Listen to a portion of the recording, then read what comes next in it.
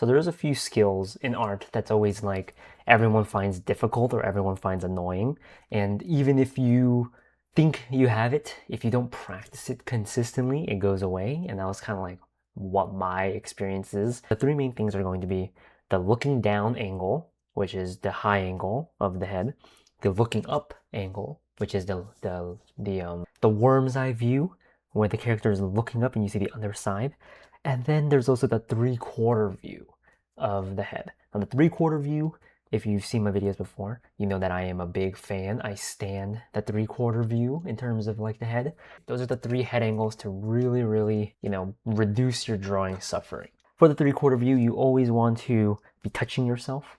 And what I mean by that is that, you need to feel your own face. And by feeling your own face, you can start to see the protrusions and the indentations and everything, right? And you want to basically have all of that in mind as you're putting out the features. So the big major part about this is going to be the front plane boundary. The front plane boundary. Front plane boundary. This could be its own video on its own, but this is honestly can be explained simply. What is the front plane boundary? When we're drawing the head and we have, all of this, we're cutting off a side of the skull, right? What this purpose is, this shows a easy turn, a corner of the face, separating the front of the face with the side of the face, right? If we draw the head from a kind of angle like this chopped off part showcases where the side plane is to the front plane. What the front boundary is going to be starting from this chopped circle, dropping down to meet the zygomatic bone, and then dropping down to the front of the chin, like so. And then here is the forehead, and it drops down. So all of this is the front plane boundary. If I draw the face from the front view, you have the front plane boundary dropping down like so. And this part here is going to be the side plane. So what's so important about the front plane boundary? Well, this is actually something that I learned like when I very first started drawing. I was learning from manga artists, Akihito Yoshitomi. He has a popular YouTube channel. He does manga. He doesn't talk really. He just draws. And one thing that he showed me to do was to have this face triangle. And this is him explaining, or this is like his version of the front plane boundary. The front plane boundary showcases this triangle, and the rule is that all of the features have to fit inside of the front plane boundary, inside this triangle. All of the facial features, the eyes, the nose, the mouth, chin, right? The eyebrows can be up here, all of that. Everything fits within that area. So how does that fit? How does that apply into what this is talking about, which is the 3/4 view? The 3/4 view is the front plane boundary in perspective. The 3/4 view can be really hard to put features on, where people will mess up the features on the 3/4 view because they are not keeping track of the front plane boundary, and they are not keeping track of the features and making sure that they fit within the front plane boundary. In perspective, as we turn the head into a 3/4 view, what happens to the front plane boundary? The front plane boundary foreshortens. This side of the front plane boundary squeezes in, goes away from us, and this part is pushed forward, so that way instead of having a nice square, it becomes twisted into perspective. Get it twisted. The rule is that all of the features must stay within the front plane boundary. So if the front plane boundary is being twisted and is being foreshortened, all of the features must follow that. The face starts to break when these features do not follow the front plane boundary. Now, as you get better and better, your front plane boundary can change how detailed and how sophisticated it'll be. You can start to include more of like the Asaro head and different features like Riley and all of that fun stuff, and start to modify your front plane boundary a little bit more. But in our case, let's just stick with something like this. All of our features have to fit in here. And you want to keep in mind of all of the different parts, all of the 3D forms, and remember the stuff that we talked about in the high angle and the low angle, the worm's eye view, the bird's eye view. These features are all three-dimensional. So we can start off with the nose bridge, protrudes out, three-dimensional. It covers up stuff. Right here, NTR, nose trumps the retina. The retina will be back here. The nose covers it up. Same thing over here. You have the eye that's closer to us, the viewer. So that'll be over here, making sure that it's within the front plane boundary. We have the mouth over here, and then we have the jaw. This far eye is what's, that is what like a struggle is, but you want to make sure that this eye isn't sneaking too far forward. You don't want to be putting this eye like out here and trying to like stretch the face, because then this eye is leaving the front plane boundary. You want to make sure that as this paper, as this plane turns in space, that this eye is moving back into space, right? These sides are compressing together.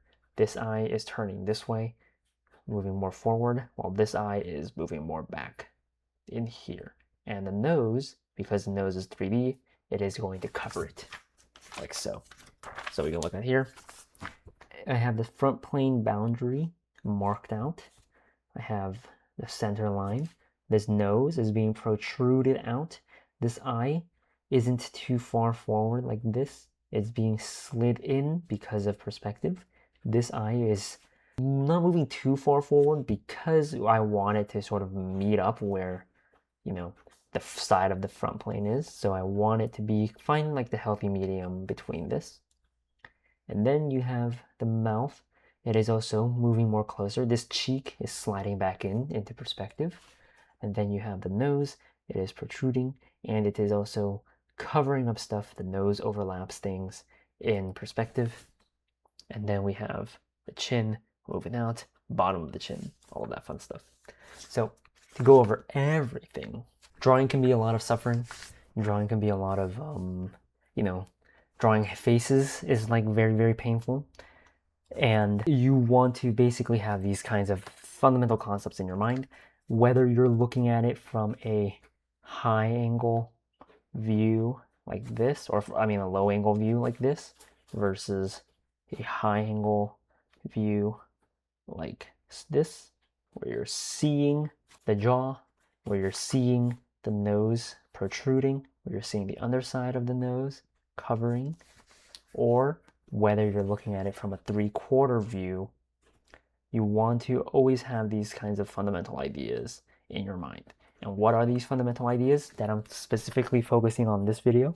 Overlapping nose. The nose is overlapping.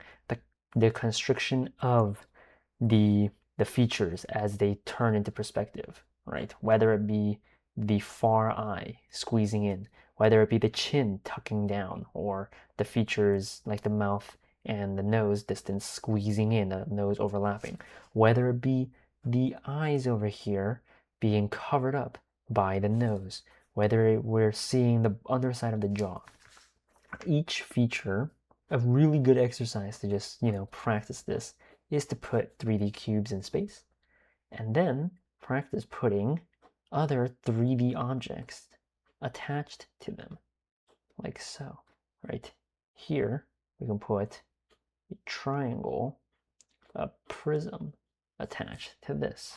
We can put a ellipse and then try to sink a sphere halfway into it, right?